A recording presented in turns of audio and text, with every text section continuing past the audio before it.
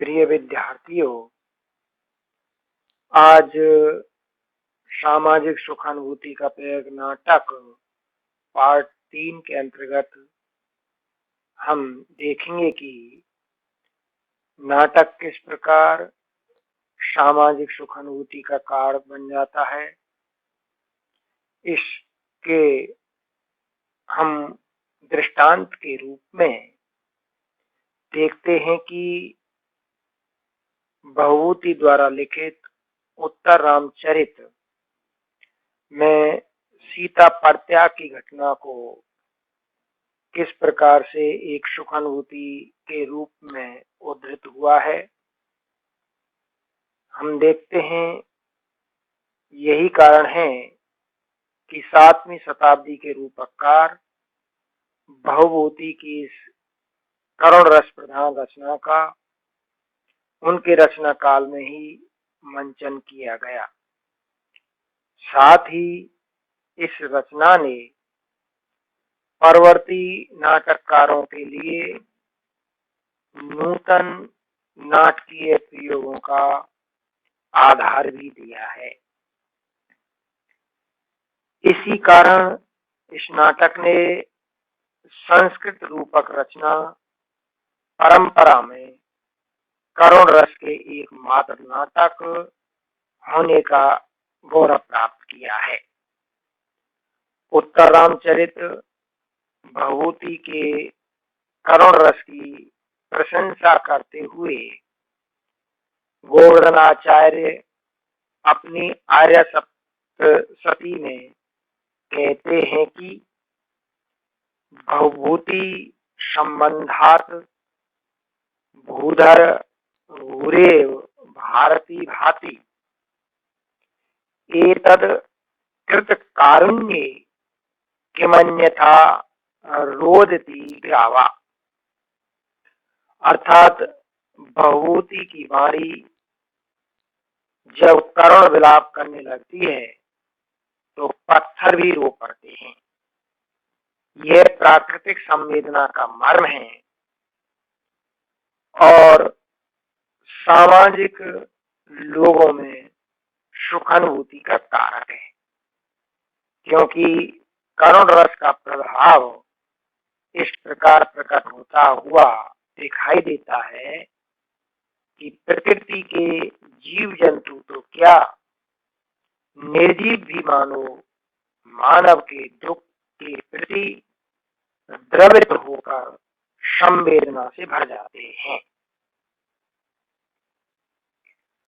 गोवर्धनाचार्य का यह भी मानना है कि शास्त्रीय परंपरा में भवभूति से पूर्व करुण रस की अपेक्षा श्रृंगार या वीर रस प्रधान नाटकों की रचना बहुत हुई।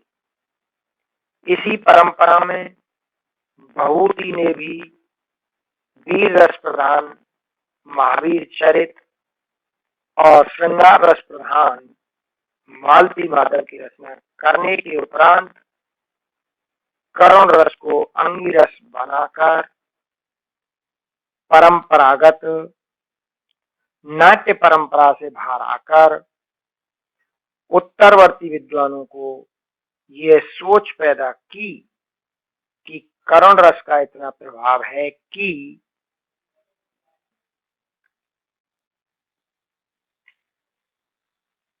अपि ग्रावा रोदित्यपि दलति वज्रस्य हृदयम।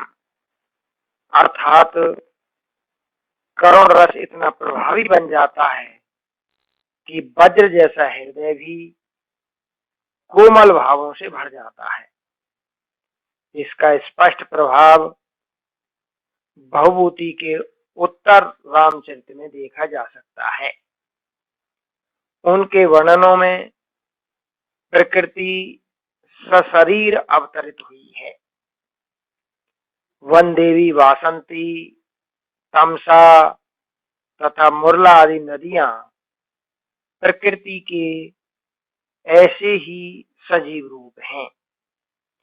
भवभूति ने निर्जीव प्रकृति को सजीव रूप में अंकित करने का कौशल हासिल किया है। उन्होंने पशु, पक्षी, लता, द्रुम आदि से स्वजनों जैसा व्यवहार किया है। इसलिए वे कहते हैं कि यत्र द्रुमापि मृगा अपि बांधवो में। इसके प्रभाव स्वरूप कोमल मनोभाव और शोक स्थायी भाव के आस्वाद्य करुण के विषय में भवभूति की स्पष्ट अवधारणा थी कि करुण ही एकमात्र मुख्य रस है जो प्रकृति के विनिमित्त आश्रय से अन्य रस रूपों को धारण करता है।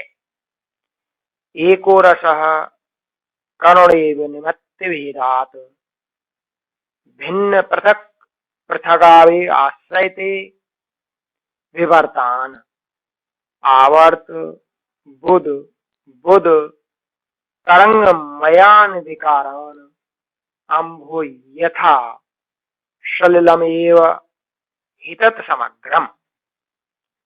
ये सब जो वर्णन है, जैसे ही सामाजिक लोग जो बेशक इन साहित्य से परिचित न हो तो भी वह नाटक के दृश्यांकन से, अध्ययन से सुख का अनुभव करता है और करुण रस निश्चय ही एक मनुष्य के हृदय में